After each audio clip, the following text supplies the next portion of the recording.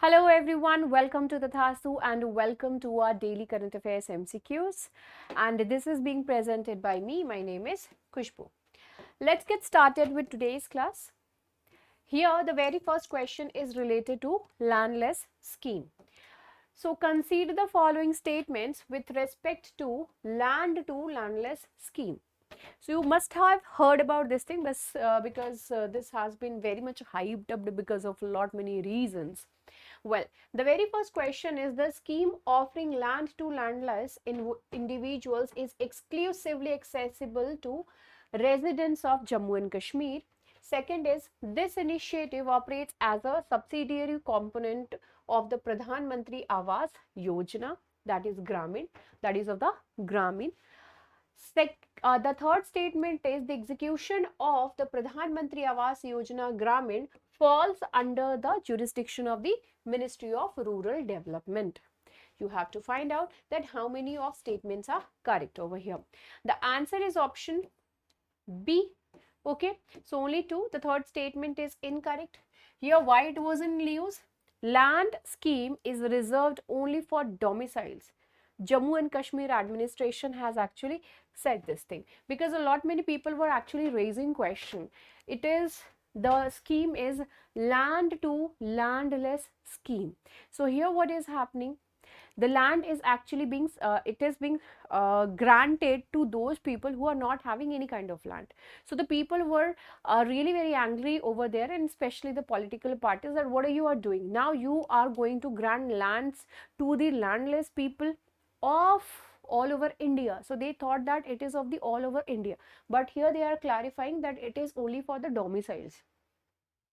The land to landless scheme operates as a subset within the Pradhan Mantri Awas Yojana Gramin, and here it will be given to the individuals who are domiciles, only to those individuals who are domiciles of the Jammu and Kashmir, and they are the one who are eligible for this thing. Okay, so please note down this thing. This is really very important. Now, what are the eligibility criteria in order to become the domicile, in order to have the domicile of Jammu and Kashmir?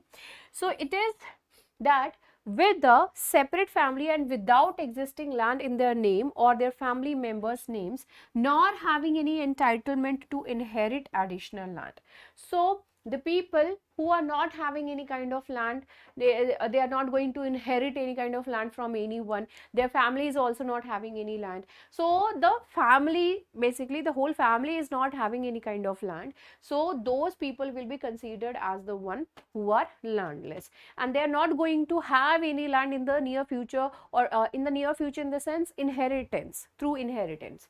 Landless beneficiaries under this Pradhan Mantri Awas Yojana Gramin, this will be allocated state land through a lease arrangement. Now let's move on to the next question over here. The next question is related to blowflies. With reference to blowflies, consider the following statements. The very first one is they represent the initial insects to inhabit and establish a presence within a diseased body. Second is they are categorized within the Calliphoridae family, which falls under the Diptera order. Third is they play a pivotal role in ascertaining the post-mortem interval, that is PMI, indicating the duration that has transpired since the individual's demise. So here all over again you have to find out the correct statements. So you can pause the video and answer, select your answer. Answer over here is option C, that is all the three statements are correct over here. So here you can see study on life cycle of blowflies helps to estimate time since death. So they can actually estimate that how much time has actually passed since the death, right? So this is what is the same thing which has been written over there in the question itself. Okay, now the third question, consider the following statements. The very first one is the canalization refers to the process of redirecting the movement of water from a water body like a river. Second is Punjab is crossed by the perennial rivers Satluj, Beas and Ravi. Third is the Bhakra Nangal Dam is positioned across the Ravi river. So you have to find out that how many of these are correct over here. So the answer of this question is option B, and here the third statement is incorrect. The perennial rivers are host to notable dams, and here the dams, those which are important, so those are the Bhakra Nangal Dam, and this is situated over there on the Satluj river. So as Punjab faces floods, can canalization of rivers be a solution? Because they can divert the water. So that is what they are planning over here. So Punjab is crossed by 3 rivers, Punjab. So the name was actually given to this particular land on the name of Punj. Ab means river, Panch means 5, right? So this Punjab which we have in India, that is just a small part of whole of the Punjab which was earlier before partition. So there's a lot of land of Punjab that is there under Pakistan. Okay, so if you include all of these areas, you can see that 5 rivers basically pass through it. So that is the reason why it is called as the Punjab. Now here you can see that in the Indian side, 3 rivers that flow. There are 3 rivers which flow from the Punjab, and those are Satluj, Beas and Ravi, or you can say Ravi river.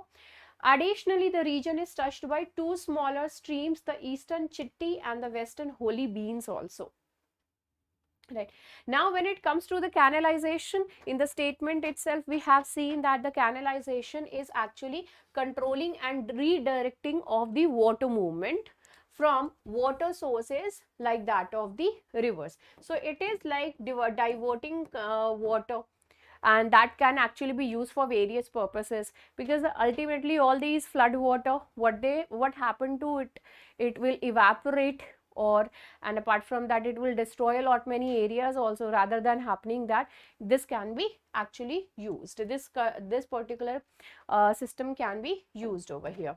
Okay, so now question number 4, consider the following statements with reference to 15th summit of BRICS. The very first one is India played host to the event for the first time ever. Please read question carefully. Second is the summit revolved around the theme nurturing a high quality BRICS partnership and paving a way for a fresh era in global development. You have to find out that which of these are correct according to the statements given over here. So when it comes to the answer, none of these are correct over here, because this is not the first time which India has actually conducted. South Africa this time had took the role of hosting over here, so that is why Modi ji has actually went there. The summit's theme this time was fostering jointly accelerated progress, sustainable advancement and all-inclusive multilateral cooperation over here. And the 15th BRICS summit took place in the Johannesburg, which is there in Africa, and this was held from 22nd to that of the 24th of August, right? And here a few new members have actually also joined over here in they have joined this BRICS Plus. Now consider the following statements with respect to the National Environmental Engineering Research Institute, that is NEERI. The very first statement is the central objective of the institute is to engage in research and developmental initiatives concerning diverse facets of environmental administration, this pollution mitigation and the promotion of sustainable progress.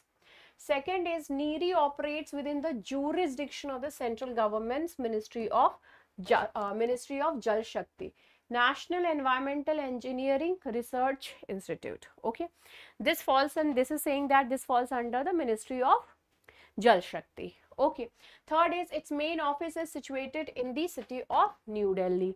So how many and which of these are correct over here? Answer of this is option A. Okay, only first statement is correct. It was a new CSIR NEERI plans grid based strategy to combat Delhi's air pollution over here. Okay, so the establishment and financially this is actually supported by Government of India itself, and this is actually really very prestigious research institute which is specializes in the environmental science and engineering. What is the objective of this institute? The objective of this is to carry out research and development initiatives focused on diverse facets of environmental management, pollution mitigation, and sustainable progress as well.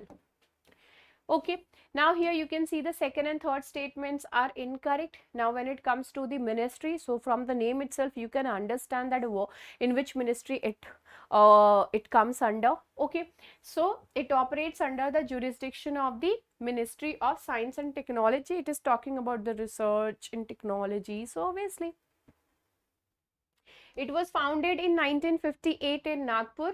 The institute's initial emphasis was on water supply, sewage disposal, and communicable diseases, and apart from that addressing in this industrial pollution and occupational illnesses prevalent in the post independence India. Because when we got independence, we were just not suffering from going through a lot many emotional imbalance because of the partition and all, and lots of uncertainties were there. But apart from that, we were having a lot many different problems also, like you can say literacy was also a kind of problem, food was also a problem, because if you read the history of India, you can see millions of people actually died because of food, because of famine, because of polluted water, because of not having food, these kind of reasons. Okay, water supply was one of the concern over here. This sewage disposal, that time also it was a concern, even now also. Apart from that, communicable disease also. Okay, so all these were the problem, and these are the problem even now also. NEERI is a central office. It is located in Nagpur itself. Okay. Chalo. So this is it related to our daily current affairs MCQs. I hope you people are enjoying. Do give it a thumbs up and share with your friends and family members. You can check out our courses also on our website, that is tathastuics.com. So see you in the next video. Bye bye. Take care and have a great time. Good night.